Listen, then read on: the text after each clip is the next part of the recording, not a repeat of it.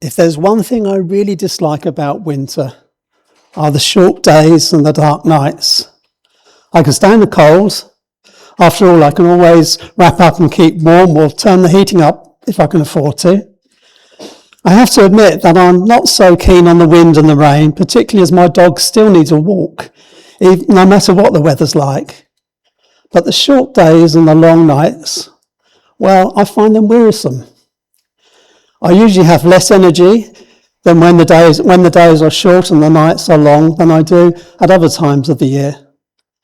Once it is dark, all I want to do is shut down. But everything starts to change for me today. Why? Well, today is the shortest day of the year, and gradually, very slowly, the days will start to draw out. I know that may sound strange, but I get excited when I start to notice that it's getting light, first in the evening and then in the morning. I know that there is still a long way to go. I know that there are still many more short days and long nights to come, and the weather is unlikely to change soon. But as the days draw out, hope rises in me. And it's not a vague hope that it may or may not happen. I know for a fact that the days will get longer. Spring will arrive along with warmer weather, followed by summer. This hope, this anticipation of something better is based not on wishful thinking, but on hard facts. And so often we use the word hope as another way of saying we want something to happen, but maybe it will or maybe it won't. It's something we say with a sense of uncertainty. And in a world where things can go wrong, it isn't surprising that we feel that way. We know that sometimes we plan something, but it just doesn't work out the way we wanted it to. But this isn't what the Bible means when it talks about hope. There are two Hebrew words that are translated hope, and I won't tell you what they are because I can't remember how to say them anyhow. But one of them that's often translated as hope is sometimes translated as wait, while the other Hebrew word that's translated as hope has the idea of a piece of string being pulled so tight that it's about to break. And hope is about being stretched out, reaching out for something that can't yet be grasped. Hope is stretching to the future towards something better. It's about anticipating now what will certainly happen in the future. Hope also involves us waiting as we hope for the thing that we have not yet received. And we all need hope. People can go through the most terrible times in their lives if only have something to hope for. And without hope, we perish. We lose the desire to carry on. Now, the story about the birth of Jesus, which we've seen beautifully presented by the children and through the readings this afternoon, is the story of a fulfillment of hope. Centuries earlier, the Jewish prophets had predicted that God would send a Messiah, an anointed king who would bring justice, end all suffering, and establish God's good kingdom on earth. The Jewish people have suffered much since those promises were given. First, they went into exile because they had disregarded the covenant that they had made with God. But after 70 years, God visited them again and brought them back into their land. However, all was not well. Although they were back in the land, they were still not fully free, and for most of the next 400 years or so, they found themselves under the rule of various empires. And by the time of the birth of Jesus, they were under the rule of Rome.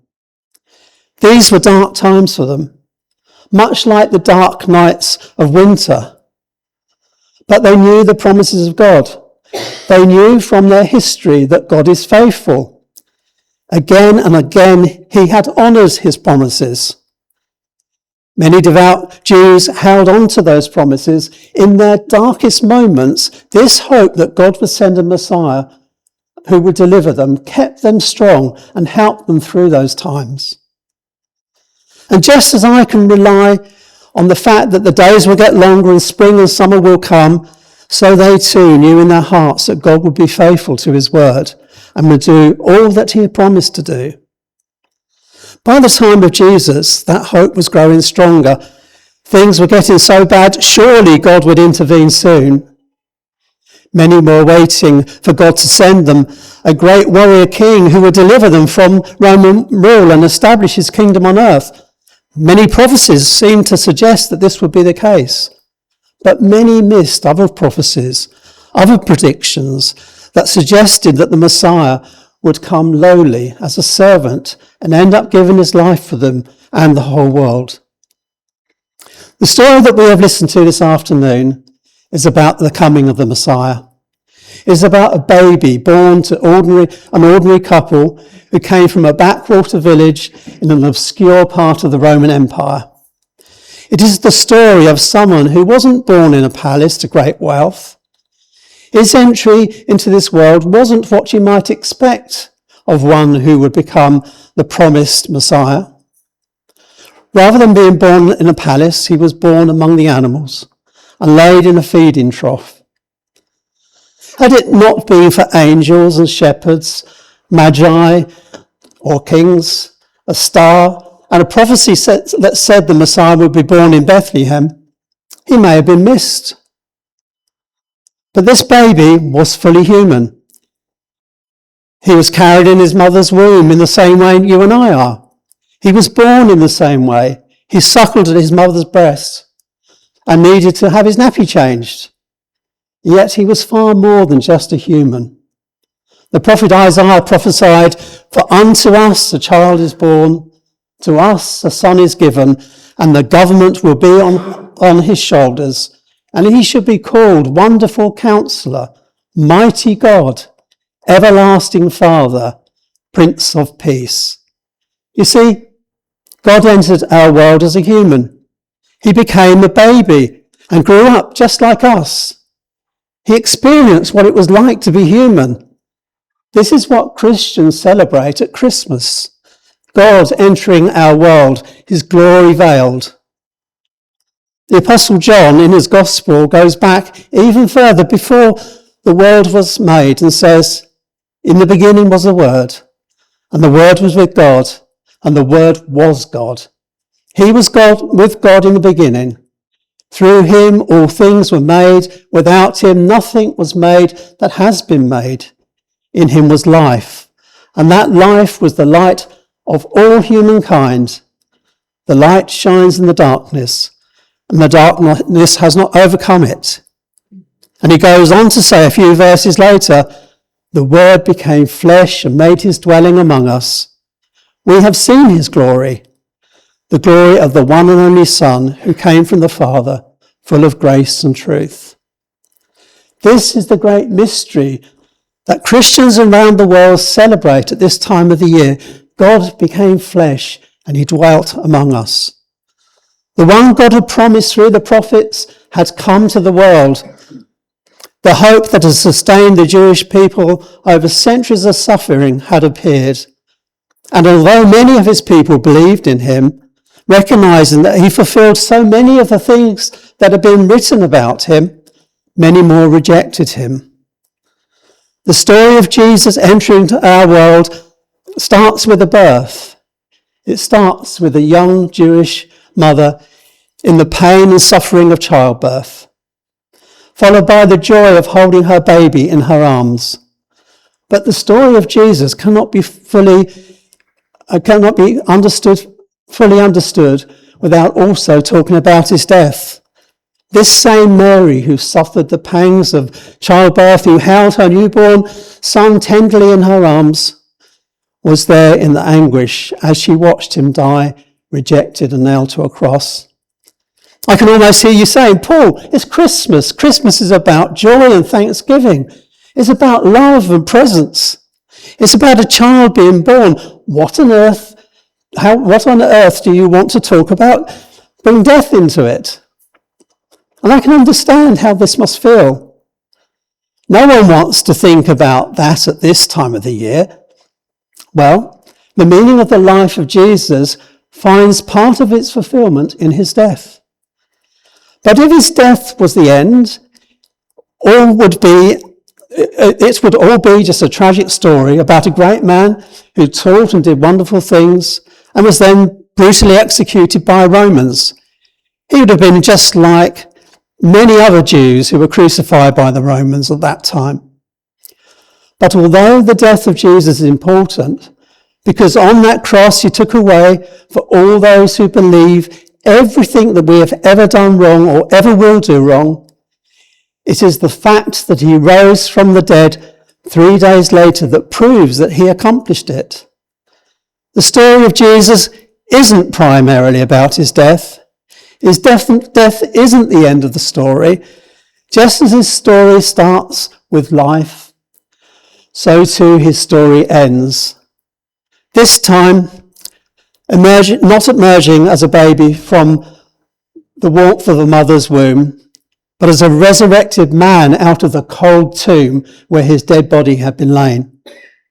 We, like the Jewish people of Jesus' day, live in dark times. You only have to watch the news to see that all is not well in the world. Many people will not have a happy Christmas. Christmas can be a time of loneliness. It can be a time that heightens a sense of grief for those who have lost someone they love. And we live in a society where there is little hope. Many of us think that this life is all there is. We're born, we grow up, we may or may not meet the person of our dreams. We have times of joy and times of sadness. We grow old and then we die, and after that, nothing. Life has little ultimate meaning, although we know deep in our hearts that it should have meaning. But Christians have hope.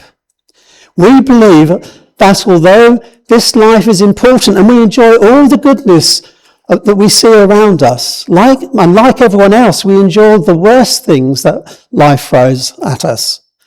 We know that this life isn't all there is. We know that there is more. We know that because of Jesus, we are loved, that our lives have meaning, that death won't be the end, but the beginning of something better. As Christians, we have hope. It is not a hope that is born on wishful thinking, but one that is born out of historical facts. Jesus was born, he died, and he rose again. And because of that, death has lost its sting. It is this hope that sustains Christians through the inevitable hard times in life. Death isn't the end. It is the beginning of another more glorious chapter for all who believe. And my prayer for you this Christmas is that you will have a very happy one, that you will enjoy and receive gifts, that you will enjoy feasting, and that your lives will be full of love and laughter. But I also pray that you may come to know the one who came into this world to give you new life and a hope that endures. That would be the best Christmas present anyone could give you. Merry Christmas and a Happy New Year.